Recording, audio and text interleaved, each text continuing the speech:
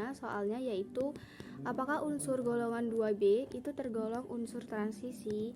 Unsur golongan 2B bukan unsur golongan transisi, di mana dijelaskan dalam beberapa buku bahwa unsur transisi itu memiliki orbital D yang terisi penuh, terisi sebagian. Sedangkan pada unsur golongan 2B, orbital D-nya terisi penuh.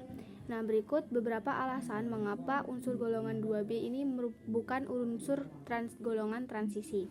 Yang pertama, ketika dilihat dari konfigurasi elektronnya, baik dari zinc, kadmium maupun raksa, dia berada pada elektron valensi berada pada orbital S, di mana dari ketiga unsur ini ketika dia melepaskan 2 elektron, dia akan stabil.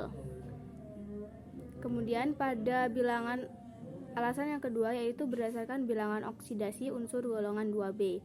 Nah, dapat dilihat di sini baik unsur zinc, kadmium, dan raksa, dia pada orbital S ketika dia melepas 2 elektron, dia akan memiliki bilangan oksidasi plus 2, di mana dapat dilihat dari sini bahwa unsur-unsur golongan 2B itu lebih stabil ketika dia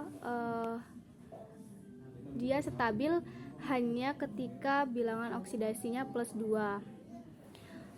Hal ini berbeda dengan unsur transisi lainnya yang sering memiliki beberapa bilangan oksidasi yang stabil. Nah, pada 2B ini dia stabil hanya pada bilangan oksidasi plus 2.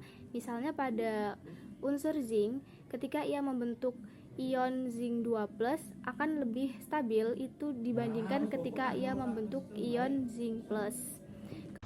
Alasan selanjutnya yaitu energi ionisasi. Energi ionisasi unsur-unsur golongan 2B lebih mirip dengan logam alkali tanah dibanding dengan unsur transisi.